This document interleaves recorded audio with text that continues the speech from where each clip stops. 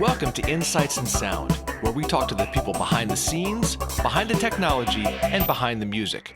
People you may not know, but you should.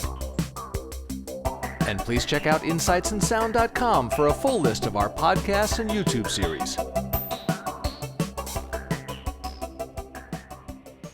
I'm here with Pab Boothroyd.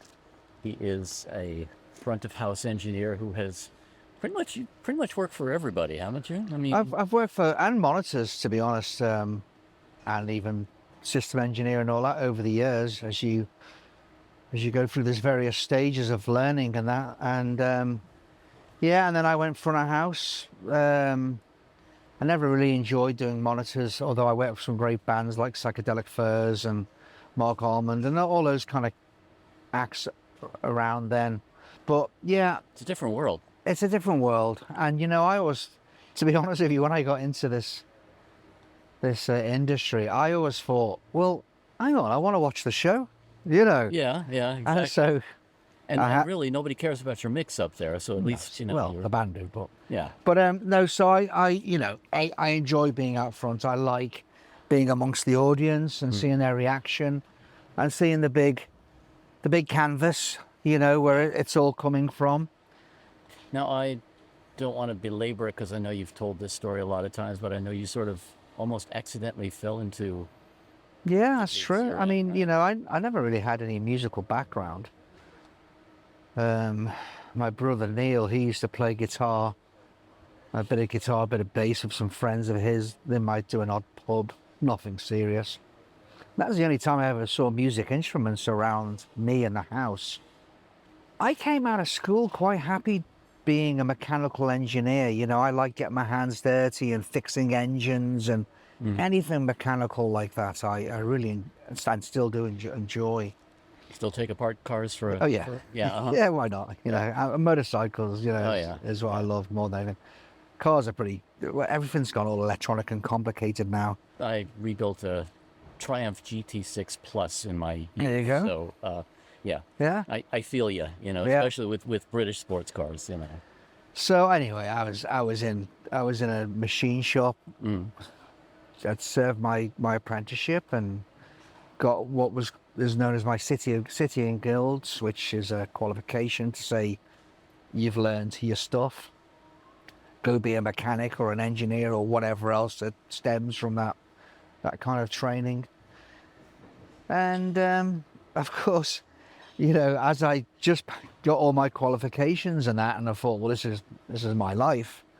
The good old Margaret Thatcher years when she was in power. Oh, yes. Back in the 70s. The Reagan era here. Yeah, exactly. Yeah. And two peas in a pod. And she went to war with the unions and said, all these businesses need stripping back and be more productive and more, efficient. So I was one of the last people to be hired by the firm. So I was, of course, the first one to go, first out, because of the people that had been there for a while. And that kind of wasn't a bad thing, really. It all kind of tied in. I got let go, and then I was just riding around a motorcycle, and I was just getting to that age of where I was just starting to enjoy life a little bit more. The indestructible years. Yeah. With my friends who were off work and the recreational drinking and drugs and things, No idea. I know, it's terrible, but people talk about it. And, I've heard stories, yes. And so, that, I was kind of having a good time all of a sudden, not working after working straight out of school and all that for 5-6 years or whatever. And all of a sudden I was like, oh, here I am. That moment I'd always dreamed about, of having nothing to do and just ride your motorcycle. So I was passing a local, so there's a little bit in the middle of that. Some friends of mine, they had an old English ambulance, an old Bedford 6-cylinder, lovely engine on it actually, and an ambulance, it's all light, it's all fiberglass. They gutted that out. They put a little compartment in the back where the instruments would go and a few speakers and bits and bobs, and they put some coach seats in front. Everybody would get into that front bit, off they go to Scotland or whatever, go and play all the the pubs and clubs for the weekend and trundle all the way back. Hit the siren and the lights if they're late to a gig. Well, no, well, it would have been fun. Yeah. But unfortunately, for them, their engine blew up, and I didn't know them, and I just knew the girlfriend of the guitarist who had dated one of my best friends, and she called me and she goes, "Hey, Pab, do you think you can fix this engine?" I went. So after I got into it and found out about what it was and found out what the parts were costing and all that, I said, "Yeah, I'll do it. You know, I can do a short engine, no problem." And give the block to the factory where I used to work. They machined it all up. I got it back. I rebuilt it. It wasn't difficult, really, to be honest. And then another guy, Actually, huh? sounds like a fun little project. Yeah, no, it was. Yeah. And then another guy, Mad Dave, he came along and helped to fix it. And he was a very interesting character. With a name like that, Yeah, he had several names, but he liked to participate in certain things that made your metabolism a bit faster. I see. And you know, Marching powder. well, it wasn't as good as that. It was more of the course of Speedy Gonzales, you know. Ah, yes. So he'd be going like, "Come on, we've got to get this done," and they got gigs coming up, and here, and shove a knife underneath my nose, and I go like, "No way, I'll take that crap." But we built the engine. We got it in, and it purred like a kitten. She was lovely. But they were like, "Whoa, hang on. What happens if it breaks down on the way to a gig?" And I said, "Well, I don't think it's going to break down. That was the purpose of fixing it all back up and getting it running lovely." They said, "Well, do you want to come with us just in case it does?" And I thought, well, what am I going to do? Am I going to, you know, if it breaks down, it's a big 6-cylinder lump of a diesel engine. What am I going to do? Hit it with a hammer? You know, I didn't have specialist tools to do Right. injectors or whatever. So I just said, "Yeah, no problem. Let's do it. I have nothing better to do." Free weekend, right? There you go. Jump in this ambulance down to Scotland with the Dick Smith band. And they were a great rock and roll band, actually, good fun band. They should have done better than what they did. But anyway, down there, "Hey, while you're sitting there, can you flick these 3 switches?" And one was a red light, and the other was a green light, and the other one was a blue light, and try and do it in time to the music. So I said, "Yeah, go on then, not a problem." So you started as a lampy. I did. Ah. And then so a pint would arrive there, and I'd be supping my pint, and you know, and then I got promoted. I had to run down the front of the song out to the stage in the middle of a song and light a match and throw it in an ashtray full of gunpowder. And that was the pyro. All right. So we got a bit more professional on that. We did have a piece of fuse wire that had burned out of a 9-volt battery from the side of stage. I was thinking that's but really sort of beginners. Yeah, La Maitre, that's what they were called. Used to buy tubes of flash powder. You know, sometimes you overload it. And so I was doing that kind of stuff, and it was a good laugh. And, you know, I was having a few pints, and then a lovely Scottish lass slid over next to me and said, "Are you with the band?" And I went, "I guess I am." Ah, here's my new career. And then the penny dropped, and I thought, Yeah, okay, I see what this is all about. It's about a lot of fun, actually. But of course, that engineering, that thing inside me, the cogs were turning, and I got interested in how sound was, you know, amplified and stuff and blah, blah, blah. And the guitarist out the band was very, very together on all that. And he taught me very basic stuff in the beginning, like check if anything's out of phase, you know, diddle-a-da, diddle-a-da, oh, yeah, okay, good. The back line's in phase or the PA's in phase. And the PA was a couple of full-range speakers kind of vibe, you know, off an amp.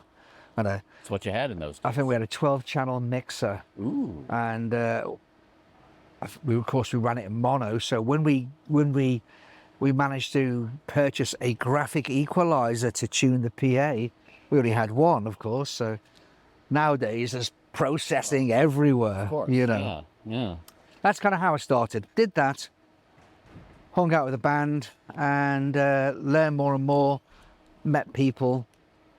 Then they split up, and that was the end of that. And then I was going past the local venue, and there was a truck tipping the gear, band loading in. I recognised the flight cases and all that. I thought, I'm going to have a nose. And a lot of the people that were working on that job, a band called Tight Fit, as I said, it was Paul Young's, was the backing band to the two girls and a guy, and their single.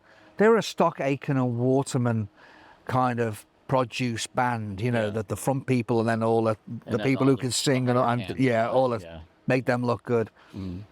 And I helped them load in. I said, "Do you want a hand?" And they said, "Go on then." So I helped them load in, and they said, "You stay for the show." So I stayed for the show, and I watched it, and I thought, wow. And I met the engineer and all this, and this big mixing desk, and I go like, wow, this is all way more cooler than what I've been doing on a pub circuit. Big step up, yeah. Big step up. Made friends with them, and then jokingly said, "Well, hey, if you ever need anybody," at the end of the night, help them load out. "If you ever need anybody, give us a shout."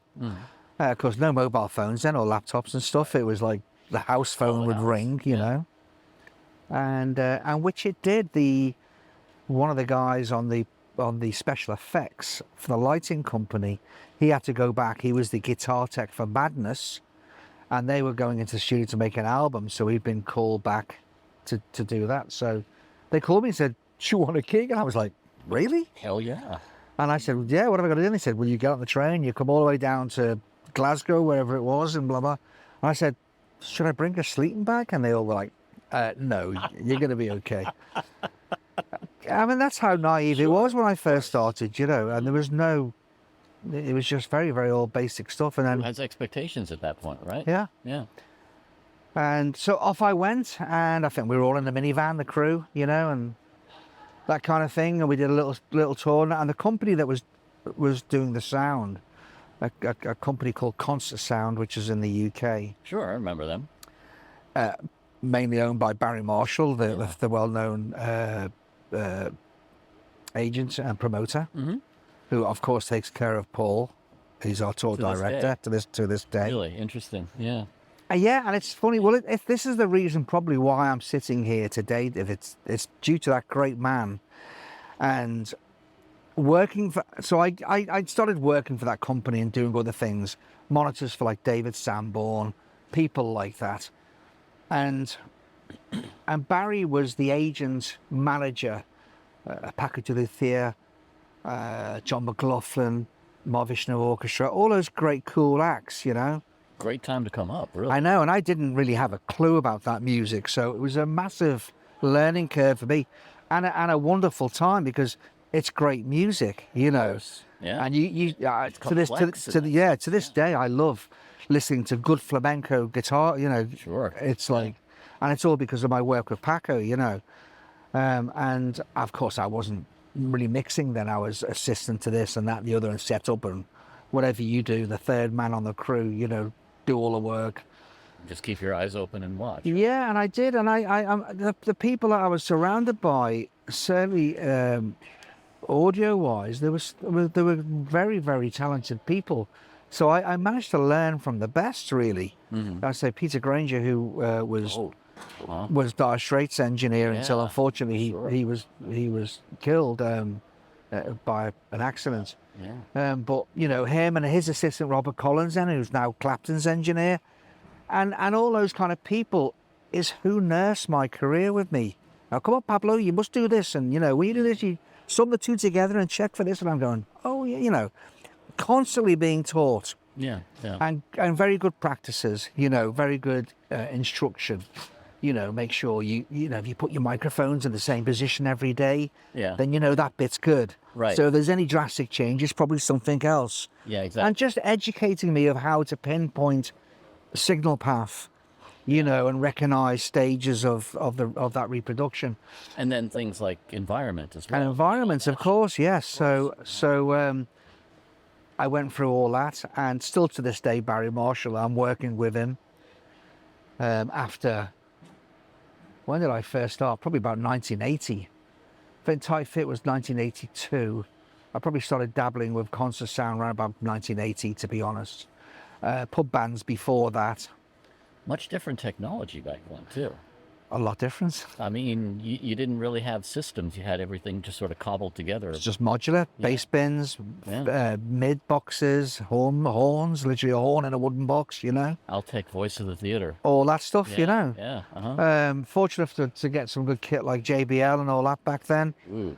But that was kind of the Martin Midas rig was born in the UK. Yep.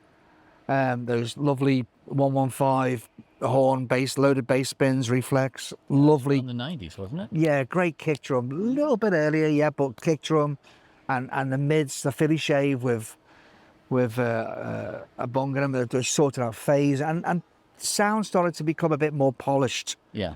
You know, even though it was still modular. I'm not quite sure what was going on in America about that time. I know, of course, people like the Clares and all that were starting to fly stuff, and you know, I guess.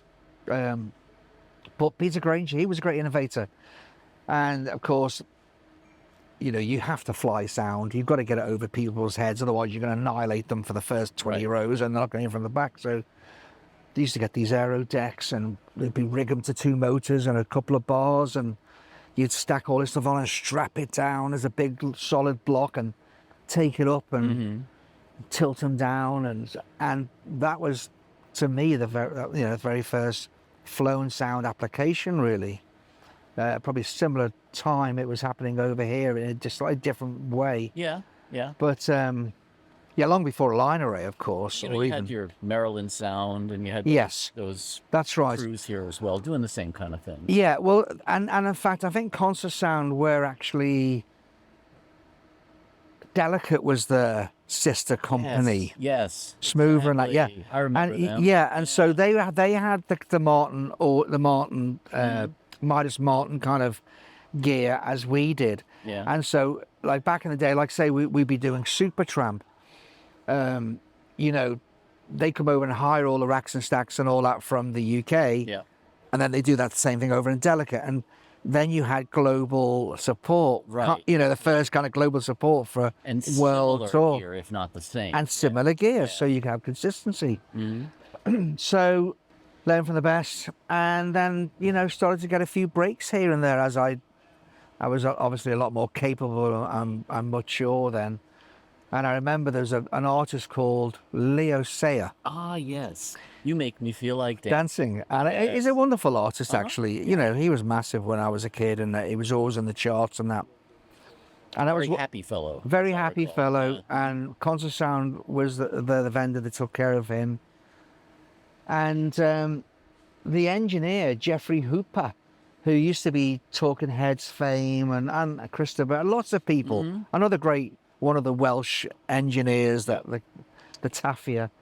But Jeffrey got chickenpox, and it was like, and I was his assistant kind of thing, and everybody else was assistant on the audio crew, but he used to sit out front and do stuff, and he was like, I got chickenpox, and it was like, off the bus you go. Yeah. You're gone, otherwise we're all going to get it. Yep. And then the manager said to me, Phil Bowdry, who is... probably running, I think he's running Sony now, Europe or something. Yeah, the name sounds quite familiar. Phil Bowdry, he said to me, he goes, it's all right, Pab. He goes, I'll show you, give us some cues and that. He said, we're just going to do exactly, go through this together. And so I did the first show, and he said, right, guitar solo coming up. And I kind of knew the show by now anyway. Right. And still, it's being thrown in the deep end, isn't it? 100%. So I did it and got through, and he went, that was great.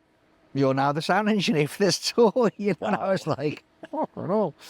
So I did it, and people took notice that I was fairly calm, and I got a result, and it was consistent, and the vocal was clear, and Leo was happy, and then when I went back to the shop, as a job's come in, I said, oh, put Pab on it, you can do that. It's a one-off.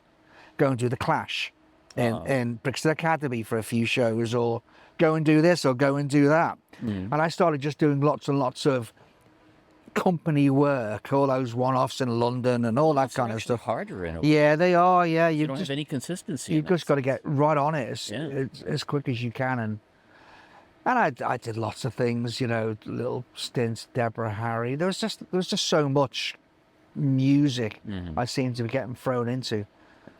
And then monitors, yeah, came along, and I did that stuff, and I learned more, closely listening to, did a world tour with Christopher. And, you know, yeah, I started listening for the first time, some ear mixes and stuff. Yeah, I remember some of that first, that early wireless stuff. Yeah. Europe in the 90s. Nady. Nady and Shure, yeah, VHS systems and everything. Oh, dear that's God. right, yeah. Yeah, what a nightmare. But, Just, you know, every country was a different frequency range, and everything was totally. horrible. Yeah. You'd be, you know, it'd be like just like your radiogram tuner. Oh, there's a hole. Mm-hmm. Hello, that sounds clean. Yeah, okay, we'll stick with that. You know. There goes a taxi. Yeah. and so that was the early days, and I babysat a tour. The engineer for Paul McCartney when Paul first started back up in 1989, I think it was. So I'd been in the business about 9 years or so. Not a lot of time when you think about it, but long enough to have to know what you're doing. Know what you're doing. Yeah. I painted a few cabinets by then and that, you know. Yeah. Yeah, he was. He started the tour and he had to fly off and do another job. I think it was Mike and the Mechanics in Madison Square Gardens. And he was like, "Oh yeah, I'm gonna jump on Concorde and go and do Mike Mechanics and all that." And I'm thinking, "You're gonna go and do Mike and the Mechanics, and you just got this job with Paul McCartney, the Beatle," which I thought was a bit brave of him to pick one over the other, considering who the artist was. I'm not saying Mike and the Mechanics weren't. They were creditable. And I remember, you know, at the time, but they weren't a Beatle coming back on the road. Exactly. You know, big deal. Yeah. You know, 3/5 of Genesis versus a quarter of the Beatles. I don't know. Yeah. What's the trade-off there? It doesn't matter. But anyway, you know, for whatever reason, he did that, and I slid across into the hot seat, and did the second show in a theatre. I mean, you know, of course, everything was set up. I'd sat in rehearsals at Paul's place, and the engineer and the crew, and learned all the songs and the thing, and so it was there in me, and I've been watching, of course, because I was interested, always learning. He went off. I slid across, and it was like Barry's like, "Oh, you're just fine, you know. Just get through the show and make sure, you know." I said, "Yeah, Barry, I've got it. It's all cool." I said, "I won't touch much. I've just got to push a few faders for solos and all that." Of course, the show started, and I was like, you know, tweaking the gates and doing this and doing that. And I was just straight in there, just tweaking away and building compression and and this would have been all analog, of course. All analog. Right? Yeah. All analog. Yeah. And quite a big input count even back then. Certainly well over the standard kind of 32 channels that was available in most consoles then, or 40 channels max or whatever. So you needed a sidecar. Yeah, sidecar. And of course, then you've got racks of external outboard, because nothing like plugins then. Right. You got compressors and blah, blah, blah. So yeah, so I did that and tweaked it, and everybody was like, "Wow, that sounded really good. See you in America." And I went, "No, I'm not your engineer, Ace." I said, "I'm just filling in because Mike Ponzak, he couldn't do it." And a good engineer, senior engineer, was Shoko at the time. You got to remember it was a Shoko days back then that used to service Paul, and so they went off and did a tour. I didn't even do the tour. I just was looking after him for rehearsals and these promo shows, and I finished this promo show. They went off and did a tour, and when they got back and he wanted to do another project, he said to Barry, "What about Pab, who helped us and I liked what he did." And I did the Unplugged period, when he did that album, The Unplugged. Yeah. Which my good friend and great engineer Gary Bradshaw was doing monitors on. And that started a trend, that Unplugged album, you know. Yeah. As you know, everybody started to do it, from Nirvana to whoever. The VH1 thing. Yeah. Then, Yeah, it was very cool. And I actually didn't do that, but I did the Unplugged tour that we kind of called it. And it was actually half unplugged, and we have a break, and then half plugged in. That's how a lot of them ended up being, because they kind of saw the limitations. Yeah. And So I took care of that tour. Local PAs. We even picked up local pianos and things, and some of them were just dogs. None of the shows were announced, so it didn't cause any crazy situation beforehand. Right. It was announced on the local radio probably an hour before we did a show. You know, hey, guess who's in the whatever place, you know, the Playhouse this afternoon? Paul McCartney and his band, and you know, first 100 people can get in and whatever. Oh shit. Uh-huh. And it was quite an interesting little tour, and we did it, and it was fun, and he loved it, and he enjoyed my participation, I guess. And after that, then I just kept getting asked back, and then I did the '93 World Tour, I think it was, in between while I was still doing Dire Straits with Robert Collins mixing, and I was his assistant on that.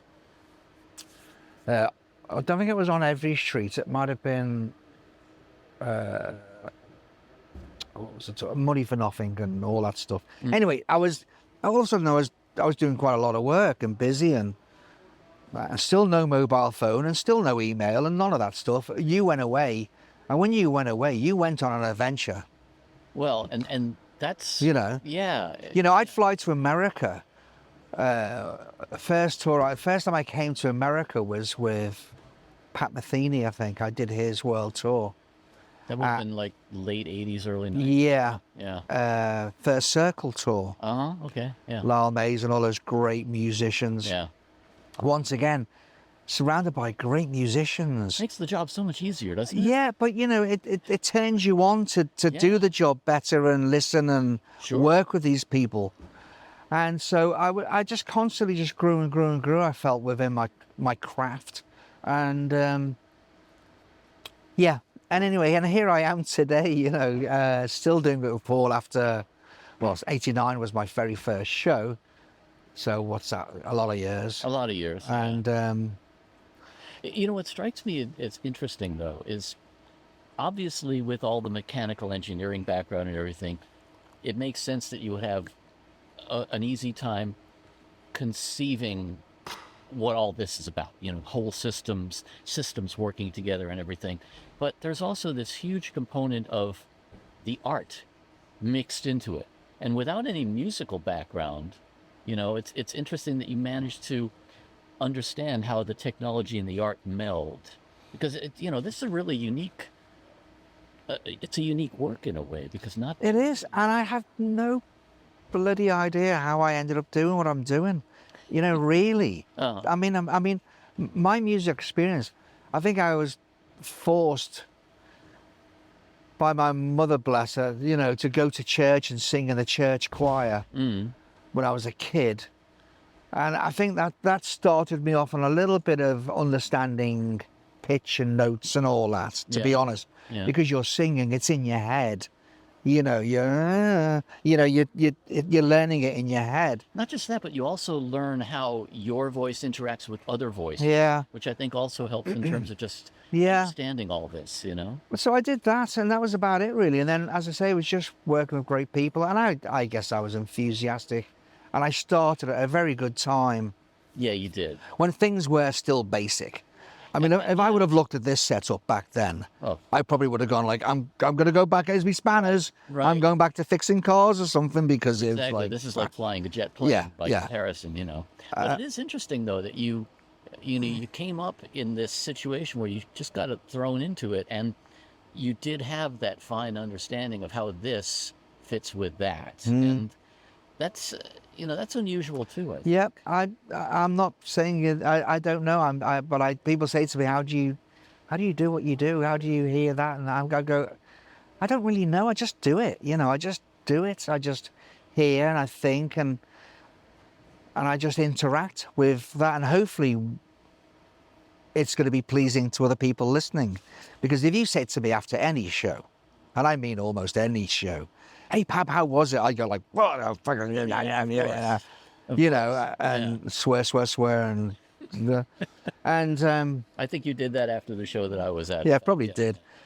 And it could even be something that's just annoyed me, like the hi-hat or something stupid. fucking hi-hat all night. It was just bleeding into his vocal mic, and it was so loud on stage, and couldn't they just turn it down a bit? I know they need it for timing, and and here I go off on one, to myself, having a rant. Well, actually, it's funny because you were one of the first people that I had this conversation with. You were one of the first people I knew who started miking cymbals from underneath. We had those Shure SM98s back then. Yeah, that's right. Little goosenecks underneath. Yeah, it wasn't my idea, to be honest with you. It was something I observed once again, and I think it is as I started. Well, the reason I did it for there's two different reasons. I probably learned that trick from Big Mick Hughes, who used to mix No doubt. Metallica. No doubt, yeah. I know Mick used to do that. And I looked at it and I thought, oh yeah, that's kind of cool and all that. But I knew, I knew there was trickery involved to getting that right. Right, because otherwise you get all that swish. phasing. Yeah, you got all the phase and swish and yeah. stuff. So once, I don't know whether I taught him about it or he told me the trick or whatever, but I just thought, okay, that's kind of cool. And then, so for AC/DC, you're trying to close mic everything because everything's so loud on stage that everything's picking everything else up. And you're just trying to get a cymbal to come in the cymbal mic and not the guitars and the bass and the vocal at the side, the rear fills and side fills and ground wedges. And so, I started to close mic cymbals, 7 singles, and it ate into the channels. But a band like AC/DC, they're very basic in their setup, so I could fit everything into a 32 channel Midas desk, which is what an XL4, for example. Yeah. Which was the desk of choice. You loved the XL4, I remember. Yeah. Well, I still just used it on the last tour in Europe this year. Yeah. So we'll be coming. Yeah. Hopefully we'll be in America next year with AC/DC and back into Europe again. Not that anybody knows that, but that will be the plan. We won't tell them. From March onwards. But yeah, and so that's that. But the reason why I did it on McCartney is because with McCartney there was a massive amount, and still is, a massive amount of video behind the band. Oh, sure, of course. And we used to have the stage that went up like a skateboard, half pipe or whatever you call it. And there was visuals everywhere, and I didn't want overheads and all this cutting into the imagery. I talked to Abe about it, and he said, no, let's just keep it clean. There's that there, and there's me there, and the mic comes around the back, and so I'm clean with the video background and all that. And I thought, and the man is a show in himself, really. He is. And so I went, I know what I'll do. I'll mic him underneath, and that's what we did. And surprisingly, I didn't get too much grief off various broadcast engineers or whatever that we came across along the way to do one-off recordings and shows and TVs. And they said, oh, we need to I said, no, just give it a try. And they went, actually, yeah, sounds pretty good. The cymbals sound great.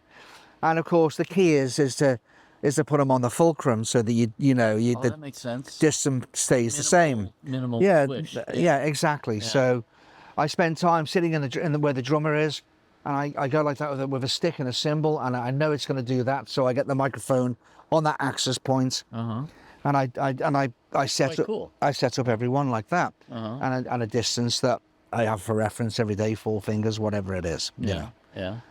But yet, not my idea. And like I said, you learn from great people, and I've just been so fortunate to just work with many, very, very cool people.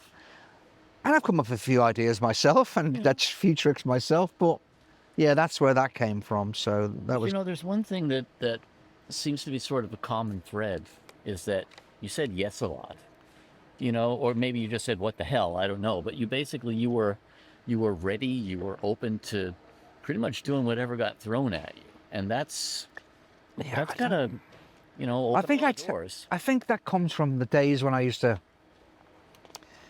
I used to ride motorcycles from an early age, scream up and down alleys and things, and tear up, from the age of whatever. So you're saying you were a troubled youth?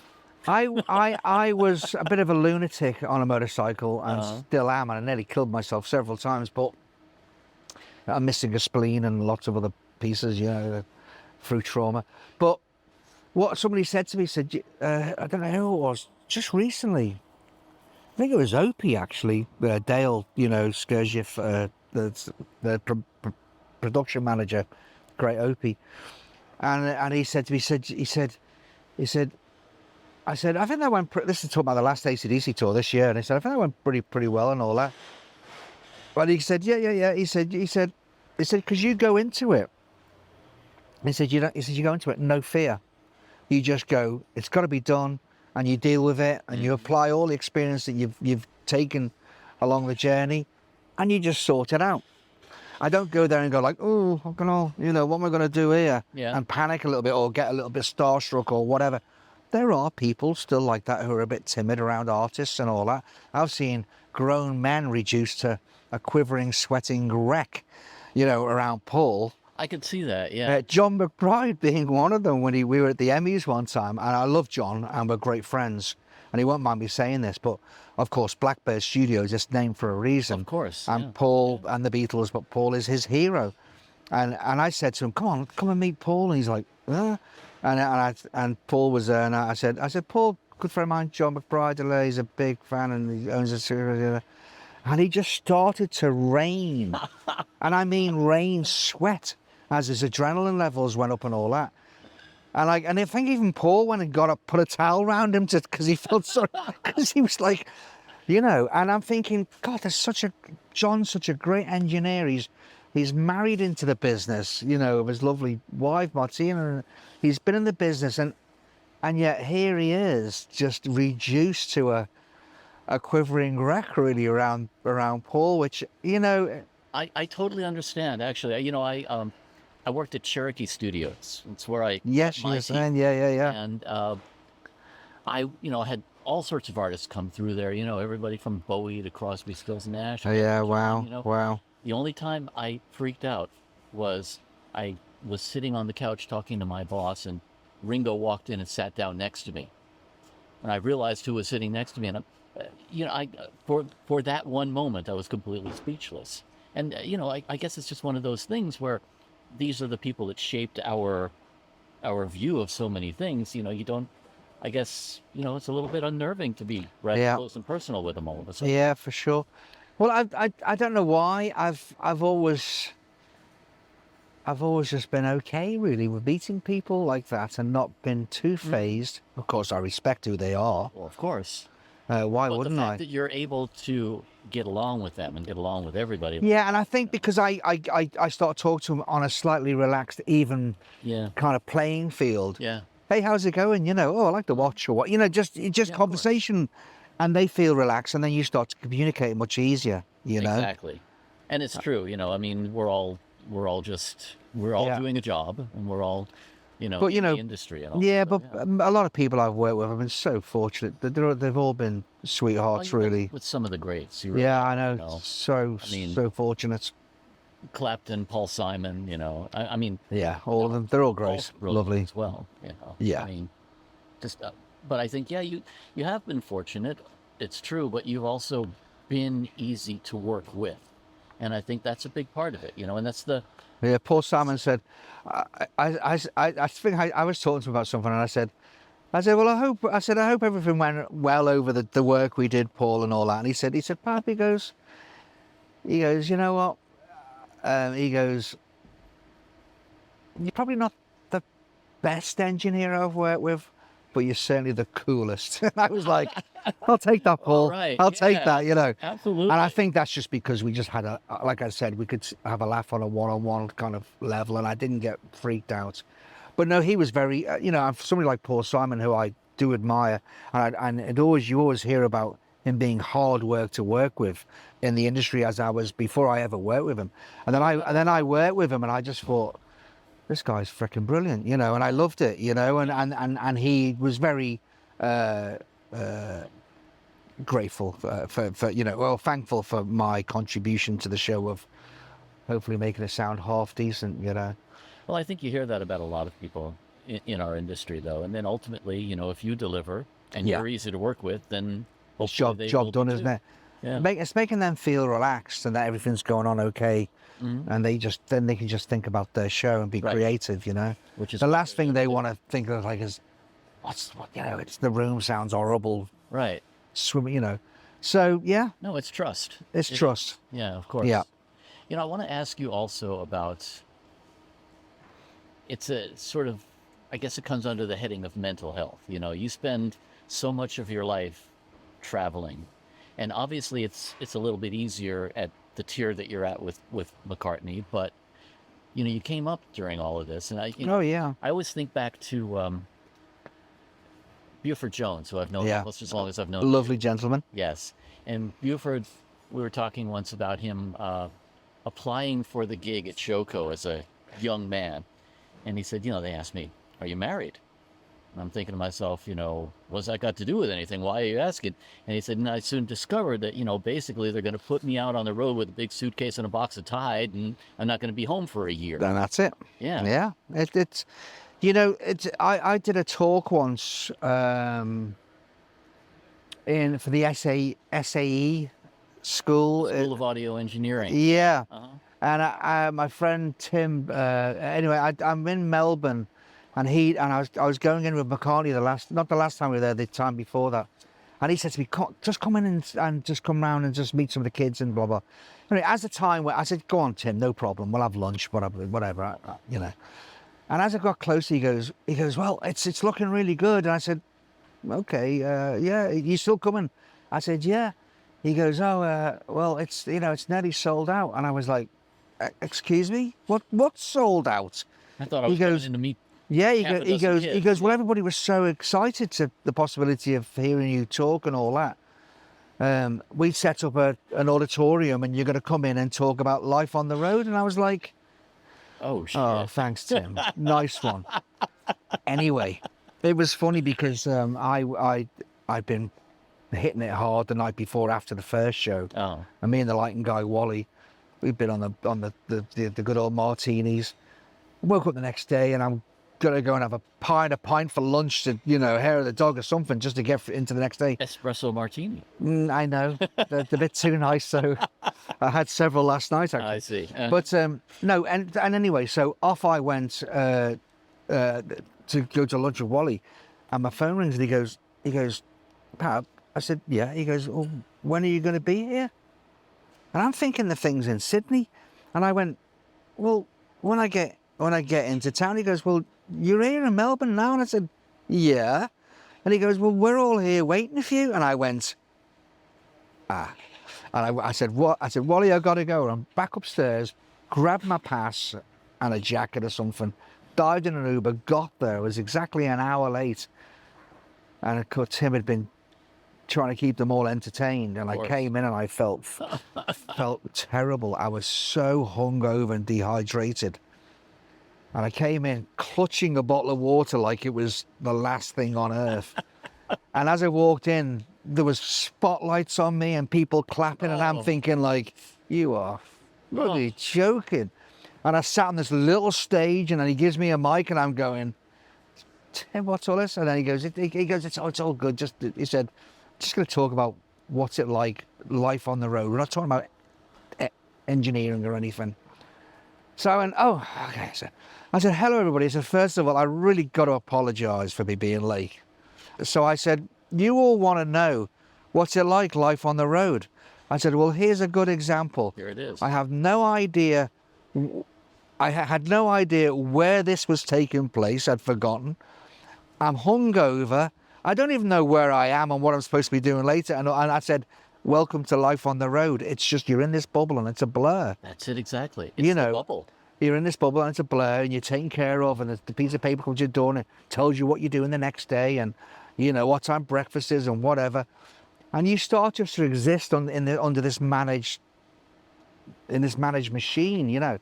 So they all laughed, and I broke the ice, and then we just talked about life on the road and what it's like living on a bus and being in the back lounge, and on and on and on and on and on and on and on. Feet You towards know, the front and all that. Yeah. yeah, all those little things. And it's I don't normally like doing this kind of thing, but I feel it's a good thing to give something back to, even if I turn one person on Right. by a few of my comments, and helps them in their journey, then I'm very cool with that, because people did that for me. Yeah. So, you know, Exactly. yeah. Well, and I think the mental health issue is really, it's come Yeah, to the fore Yeah, now. you were saying, and Acknowledgement of it. it's more acknowledgement, but back then, you know, I mean, really. Well, back then we all self-medicated too, but Exactly, and if you were there and you were going, somebody would just more than likely kick you up the ass and go, "Fucking get your shit together, Right. come and have a pint." right. And you punch your way through it and all that. And I'm not saying that's good or bad, but it was it was a lot more bravado, and it was much more of a man's world as well. Yeah. Being on the road, Yeah. very little Very few women that's true. in the industry and all that. So it's all very macho and come on, Yeah.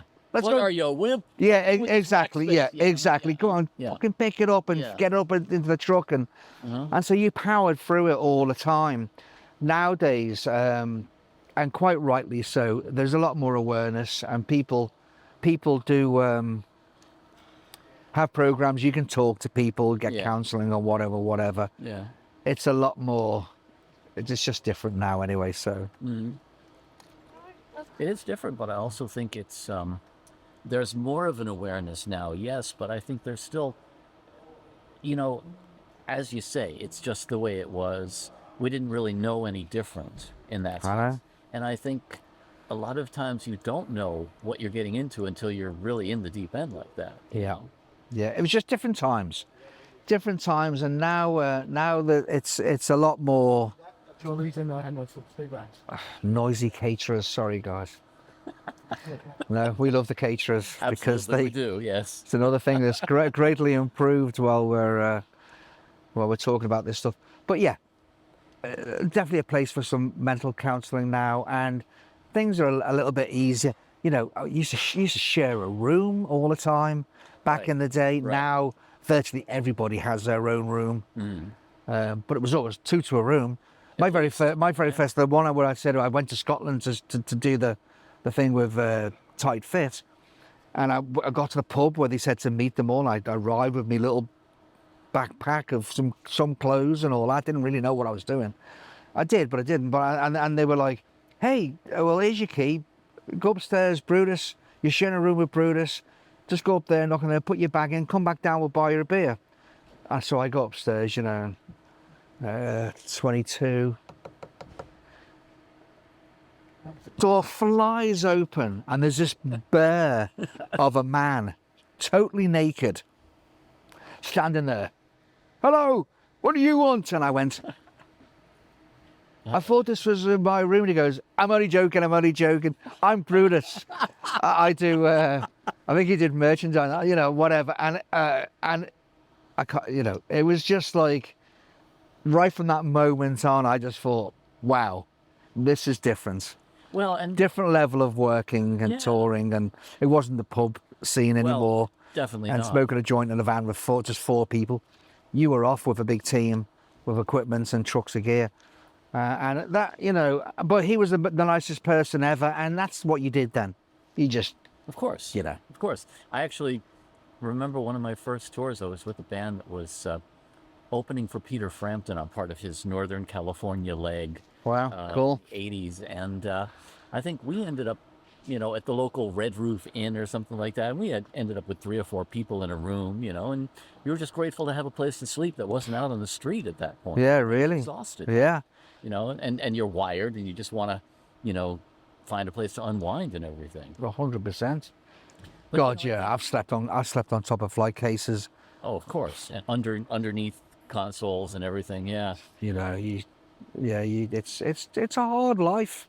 Well, it is. And, part of what I think has been interesting in the way you've worked is that, again, you've managed to get along with everybody, which I think is, the difference now is that you can go to school for some of this stuff. Oh, yes. What you can't go to Yeah. school with is to learn the hang, Yeah. to learn how to be, the people skills. Yeah, I know. basically. That's what it's all about. You are existing in a very close space. Certainly back in the day when I first started, like I said, you're all in a minibus or on a bus, a coach. And you've got to learn to live, with people. Somebody might have phoned home and got some bad news. Yeah.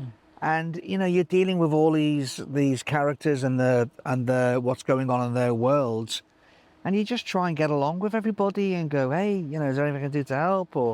and hopefully they're going to be like that back at you because you're that way with them, and everybody just gets along. But oh no, I've seen a few conflicts Oh, where there's where I've seen Steve, people get left off at in a yeah. city, and just Luckily, I've only been left behind once, and that was my own fault. I was taking my time coming out of but they were on the way to, I can't remember the tour. It was Pat Metheny, and we just played somewhere, and the bus was on its way to Poland. We're talking about now early 80s. oh, so you have border control. Yeah, and all that. Yeah. And I came out and I thought, bus is gone. I'm sitting there wetter, me wash bag. Everything else is gone on the bus. Including all of your stuff. Everything. Yeah. Uh-huh. And I thought, I've got a wallet. I might have had my passport. I thought, fine, I'll get there. But I'll just sit here for a while. And after about an hour, I started to think, they ain't coming back. They don't even know I've gone. They're on the bus. Some of them have gone to sleep. Uh-huh. They're smoking, they're chatting, they're whatever. And there's no Uber at that point. there's nothing. There's nobody I can call or anything. And Right. I just thought, okay, I guess I'm going to kind of sit here until it's daylight and find a way to get to the airport and try and get a flight and get over to Warsaw or wherever we were going. And, Lesson learned. they came back. Did they? They came back here. One of the most greatest feelings I've ever had in my life to see the bus coming that back. bus come around the And I'm corner? sitting there like dejected. I'm going like, yes. And they're all like, we didn't even know you'd gone, Uh-huh. I said, yeah, well. But yeah, funny. And actually, I remember on the bus going into Poland, we were stopped by all these kids just after the border. They were like, look at this bus coming in. And we passed out tins of Coca-Cola out the window, the driver's window, to this couple of kids. And they were like, look at this tin of Coca-Cola. And they opened it and they tasted it and they sprayed it in the air over themselves. And wow, it's real Coca-Cola, I'm thinking, dude, just drink it because, you're wasting it right now. And for something that's quite an unusual, thing to find. But it was very odd back then, when the walls were still up. Oh, the walls were still up, yeah. Yeah. I was with Joe Cocker when the wall came down and they did a show and stuff. But yeah, it was different, the East. Yeah, I mean, Eastern side. I was in Germany. I moved to Germany about a year or two after the wall came down. So, you still had a lot of the remnants, and especially, the East was open, but it was still culturally very different. And it was funny because as soon as the wall came down, people had just gotten their Trabants and gone as far as they could go. And so you'd be driving around Germany doing a tour, and there'd be these abandoned Trabants everywhere, Yep. And there was a lot of opportunity then. If I would have even known, I would have gone in there and collected old microphones and stuff. And I met a guy who lived he lived right outside of Berlin, and he had grown up in West Berlin with the wall, and then he was telling me about shortly after the wall came down, he went to some shop in Frankfurt am Oder, which was like right next to the Polish border. Completely different Frankfurt, obviously. And he said he walked into a little shop there and he found one of those bottle microphones, the old diamonds. He said, asked the guy, what do you want for this? And he said, oh, that old junk. I've got 2 more in the back and a bunch of parts, and I think he paid like 5 D-marks for them. If I would have been more astute to what was going on back then, I mean, not only microphones, but valve stock. Oh, yeah. And even optics as well back then. They made some great stuff, binoculars, the old Russian binoculars and the cameras too. And all that stuff, exactly, yeah. So, but no, I didn't. I was too busy. I mean, I wasn't paid a lot of money back then anyway, so I was quite happy just to be able to buy a beer at the end of the day and get a bit of a wage at the end of it all. Well, hopefully you're doing a little better now. A little better, little. Yeah. Well, for better. So let me just wrap with a question I normally ask people who have come up in our era.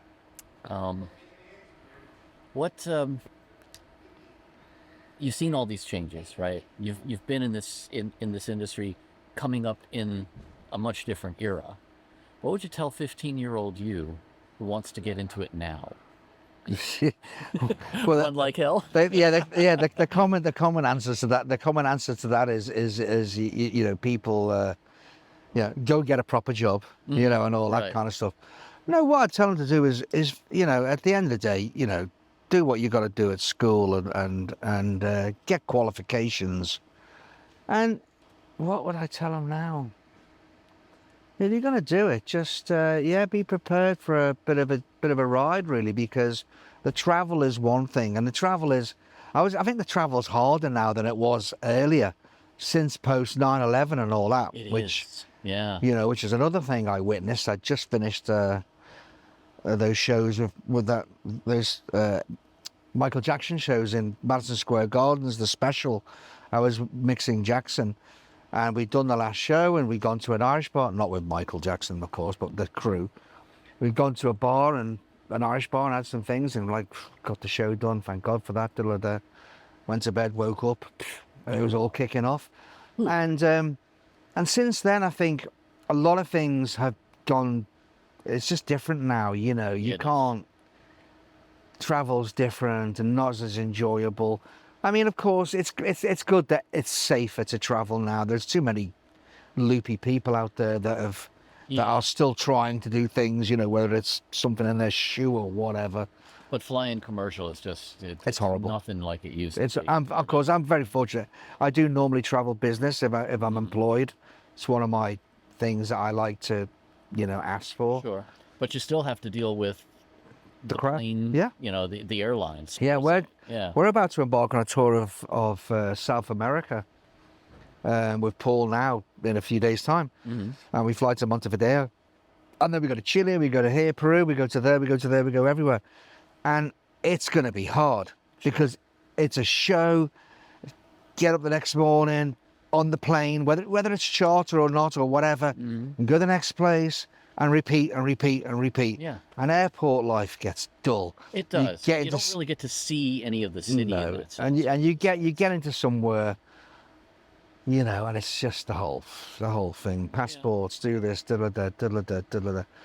But I'm not complaining. It's all good. I've seen some great sites, and I do get to see places, you know, that I go to, and I make a habit. Yeah, I see some of your social media posts. Sometimes, yeah. You get to have a good time once in a while. Yeah, I just got a new camera, so I'm going to take some pickies of this South American run, just for my own personal memories. But I'll hopefully post a few interesting pictures. But I think it's a lot harder now, in certain ways to. I mean, obviously the technical stuff is harder to learn now, but I think even if you come in with all the requisite knowledge and presumably some people skills, I think it's a much different world now in terms of... Yeah, it is. I mean, okay, it's great in some ways. You can go to a place like Full Sail, or even talking to Blackbird, you know, John's school and all that. Yeah. And you can get a great start, grounding, understanding, everything. Yeah. That was never around when I started. Right. So that's a cool thing about today. It wasn't there then. But on the other hand, I liked the way I learned, and it was all through hands-on experience. You tried, you failed, you learned. Yeah. You know, you try, you succeeded, you learned, you remembered. Yeah. Now it's all this and all that, and I find that, you know, when I've talked to kids, I've said to them, look, if you want to get on a desk like this, you know, don't walk up to it and you go and just go like, oh, what plugins have you got? I want to put this and this and this and this on the vocal. And I'm going, have you even heard the frickin' vocal yet? Right. You know, and I say to kids, I go, look, forget this bit. I know this all looks glamorous. Somebody like me doing this, controlling a show, and that's what you want to do because it looks cool. I said, but at the end of the day, you know, it takes a lot to get a result. You know, and it stems from down there. Go to the stage, learn your microphones, pick your microphone that you're putting on an instrument. See what it sounds like. See what it's like. Does it suit the job? Is it rejection you're going for? Is it more of an open omni sound? Is it, you know, tight? You've got to work all. The more work you do up there with your artists and getting it dialed in, and nice sounding DIs, and everything's different and will add character to your show. And if you just start up there and then start to By the time you get to here, you haven't put any plugins on anything, but you push a fader up and you go, oh, saxophone sounds great. Exactly. You don't have to do all, You don't so have to use something just because someone else used it. and that's the only thing Yeah. now. It's all a bit PlayStation gamey. It is. Oh, It you know, is. I've got this and this and that, and we try this. Some of them are very cool, but a lot of them are not. Right. Well, and I mean, I know you've done a little bit of studio work. I don't think you've done really. I've done bits and bobs, but Yeah. it's not my It's a thing. completely different world, but Yeah. at the same time, it's so much of it now is kind of overlapping with plugins and everything. In the box, as they say, it's all done in the box. It's almost overkill. Yeah. Especially for live. I agree. I won't mention any names, but of stuff I'd heard recently. But I go like, oh, that's yeah, doesn't sound like whoever they are I'm going to talk about. But yeah, it's like everything's done within that whole Pro Tools world of the box and fixing and da-da-da. Okay, they come through some nice recording process, nice microphones, go to tape, Sure. get all that quality there, and Get then the tape saturation. yeah, all but that. but then sometimes you think like, now you've just bloody destroyed it in that world of too much Yeah. stuff, gimmicky stuff, you know. And then trying to make it sound like that here live. Oh, it's impossible. Yeah. Yeah. We've been working on songs, of course, and a new song which we're going to be doing, and which is the Beatles' last ever single for them to have brought out. I'm not going to mention any names, but it's hard to do because, you know, you haven't got John, you Right. know, which is a character vocal, Exactly. and this and this and this and that and that and that, you know, and they want to do their own flavour, you know, and every one of them are fantastic musicians and all that, but I feel like going like, whoever, they didn't do that. Yeah. Yeah. You don't have to play something for the sake of playing it. Lay off the frickin' splash splash splash tom da da da tom or whatever, and just do it. Just think of Ringo. Do simple. You know, Well, people. I have to say, I've been impressed with how close you've managed to get to a lot of that sound. I try, and I say to myself, look, it's the Beatles. Yeah. There is no real fucking kick drum. You know, Ringo was not about that. It was all about, you know, swing and yeah, snare and all that, and getting that the lyrics. getting that beat across. Yeah. So, you know, I find a lot of engineers can approach a job, and every time the bass drum just sounds, and I'm going, there's nowhere on the record or ever in their history has the bass drum had a punch and a point to it like that. Well, that's because, you know, we have the technology now, and Thumping it's a subs boost. and all that, you know. It really is. Yeah, I know. It's You know, I mean, if I go to a show and I hear nothing but kick drum, you know, there's something wrong there. yeah, certainly with a show like this. Well, yeah, yeah. I mean, but the only hard thing for me to do is to balance a show like this because it's nearly 3 hours long, and it goes through a whole journey of years of anything from Helter Skelter to something a lot more melodic, like My Valentine, a Right, modern classic, right. let's call it. Or Blackbird, or Or Yesterday, Blackbird or you've got whatever. Almost nothing going on. Yeah, so you've got to, you know, I bear that in mind, and sometimes I'll push drums a little bit. Other times I'll pull one of the bass drum channels down to make it smaller sounding and stuff like that. I try and sympathise with the way it was done as much as I can. Yeah. But they like to do their own thing as well, and Of course. jazz it up a little bit, you know, and do some And then things. the other thing that strikes me is because you've got this you know 40-foot screen behind you, you've got to sort of play to that too, right? I mean, you know, if for example, if Rusty is taking a solo, you've got to make that guitar 40 feet tall. You've got it's all got to go with Yeah. the show as well. Yeah, 100%. Yeah. 100%. I mean, I'm actually very conscientious of that, I believe, of working with the visuals, and if I see a close up of, you know, as you say, Rusty on a acoustic or whatever it is, I'm almost mixing to the image to Boost make it a little bit. just so you can hear it and it matches the image and da-da-da and da-da-da. Yeah. And they're doing the same thing though. Video World is also listening to my mix I'm sending to them. So if I'm pushing the guitar, they may Yeah, cut to the guitar as well. We all work closely like that to try and make the show come across in a light, you know, that's Yeah. that has a lot of facets Very to it. choreographed in certain ways, you know? Yeah. Yeah. We've all been doing it a long time though, Yeah, as you well. have. I mean, Yeah. if we don't know certain things by now, there's no hope, you know. Well, but you know, on the other hand, I know he throws a different set list at you almost every night too. Right? Yeah. So Yeah, I mean, he does change it up, especially if you're doing double dates or somewhere. He'll change some songs around. It's also a long time. And how much can you change? Because the audience want to hear certain things. Right. Like they're always going to want to hear "Hey Jude."